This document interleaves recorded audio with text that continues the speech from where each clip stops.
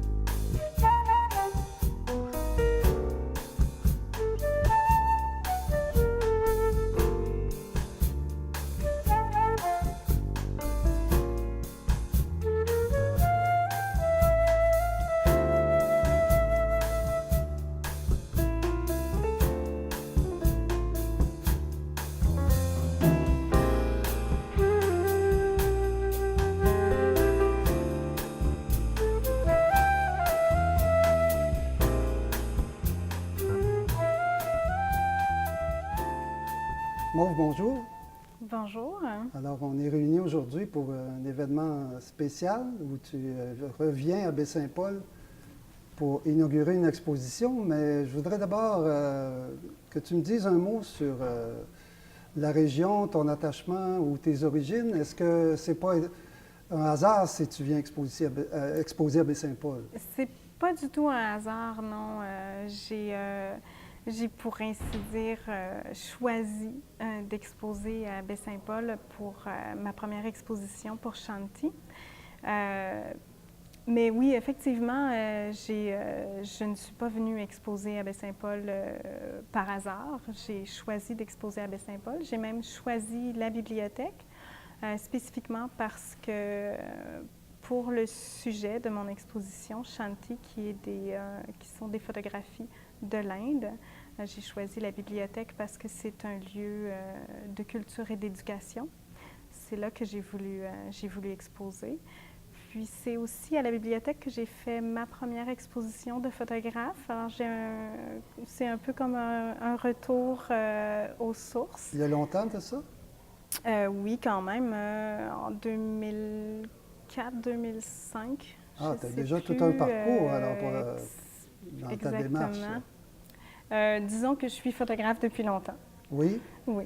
Quand on dit photographe, moi je le suis parce que je prends des photos, là, mais j'imagine que ça ne veut pas dire la même chose. La photographie, c'est aussi un art, c'est aussi une technique. La photographie, c'est vraiment très, très vaste. Puis je dirais que personne n'a le même point de vue sur la photographie. C'est quelque chose que je respecte et que je comprends. Moi, comment je me perçois comme photographe, c'est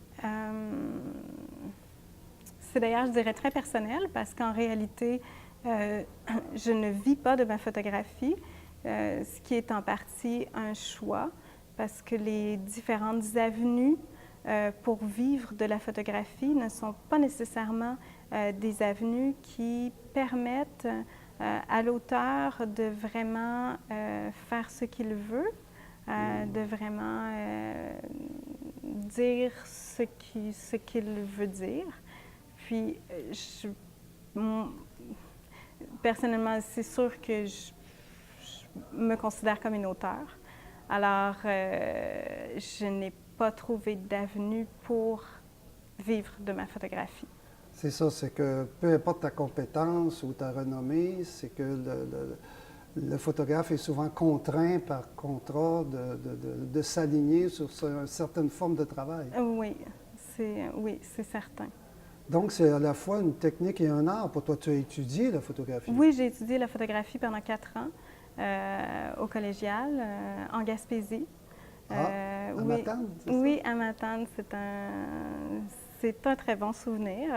Et donc, tu as une formation en photographie Et au fil du temps, tu t'es resté attaché à ce médium-là et tu l'as développé à travers des voyages. Oui, dès le début, en fait. J'ai toujours voyagé. J'ai toujours fait de la photographie en voyage avec Yanis, mon conjoint, justement. On s'est beaucoup promené autant ici au Québec, au Canada, aux États-Unis. On est descendu au Mexique. Puis on a fait ce voyage en Inde. Ces voyages en Deux Inde, voyages? en fait, oui, 2 voyages. Ça a été notre plus longue et notre plus extraordinaire expérience, Un coup de foudre, là. je dirais. Oui, on pourrait dire ça. Oui, oui, absolument. Mais moi, en voyage, j'en fais de la photo, là, comme tout le monde. Mais je ne fais pas de selfie, mais je prends des photos autour de moi, là. Mais toi, c'est différent, là. Tu as une approche différente de la photo quand tu voyages. Ce que je recherche quand je suis à quelque part avec mon appareil photo, c'est pas un souvenir personnel. C'est pas non plus quelque chose que je vais. Bon, il y a beaucoup de gens maintenant qui mènent une vie en direct. Bon, ils photographient tout ce qui se passe dans leur vie et ils le publient systématiquement sur la toile. Je ne fais pas du tout partie de ces gens-là. Je n'ai pas de compte Facebook. Je passe très peu de temps sur Internet. Alors, je ne fais pas de la photographie pour ma personne. Je fais de la photographie pour les autres. Je pourrais dire ça comme ça. C'est la première fois que je le dis, mais je pourrais le dire comme ça. Alors, c'est sûr que quand je voyage, je ne cherche pas des souvenirs, je cherche à exprimer quelque chose. Donc, je ramasse des témoignages. On pourrait dire ça comme ça. Est-ce que Shanti est un mot... bon, on parle de l'Inde. Qu'est-ce que ce mot-là veut dire, en fait? Shanti, c'est un mot sanskrit qui est une langue ancienne, disons, bon, une langue liturgique comme le latin, mais c'est aussi la langue qui est devenue le hindi, qui est la langue officielle de l'Inde. Une des langues officielles de l'Inde. Ça signifie paix. Paix? Oui. Paix, exactement dans le même sens qu'en français, alors autant paix que calme et repos. Et c'est ça que tu voulais exprimer dans ton exposition? Je voulais exprimer par mon exposition le paradoxe derrière ce mot-là, parce que par expérience, depuis mon retour de l'Inde, même avant mon départ en Inde, Shanti est un mot qui est énormément associé à l'Inde pour ses spiritualités. Puis, les gens restent beaucoup aussi avec une idée que l'Inde est ce beau pays où les gens aiment les animaux, où bon, c'est de là qu'origine le bouddhisme, qui est cette grande religion de paix. Les gens restent avec cette idée, cette association de l'Inde et de la paix. C'est davantage des données qui s'opposent que des données qui se représentent l'une l'autre. Mais ton exposition, là, il y a une quinzaine de photos en couleur, d'un très beau format d'ailleurs, et bien encadré et tout. Et ce ne sont pas des paysages, ce ne sont pas des monuments. Dans toutes les photos, on voit les gens, dans toutes sortes de situations, au travail, dans des cérémonies ou tout simplement des scènes de la vie quotidienne. Donc, ton approche, on pourrait dire ethnologique, si on voulait dire, de l'Inde, est d'abord centrée sur les gens. Oui, définitivement. J'ai même pas souvenir d'avoir fait des clichés de paysages. Bon, j'en ai sûrement fait, mais j'en ai probablement gardé aucun. Mais je crois que depuis toujours, depuis que je fais de la photographie, j'ai toujours été intéressée par les gens. Ça a toujours été ce qui m'a poussée vers la photographie, ça a toujours été les gens. Quand on est en Inde, quand on a les 2 pieds sur le sol indien, de toute façon, on est confronté aux gens. Parce qu'ils sont nombreux. Parce que nous, au Québec, on a du mal à s'imaginer là, Oui, une telle densité de population. C'est impossible d'imaginer une telle densité de population. Oui.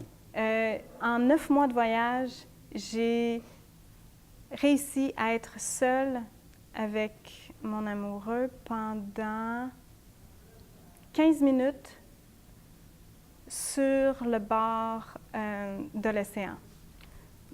Une petite section là, où vraiment on a été seuls. On a marché d'un point à un autre.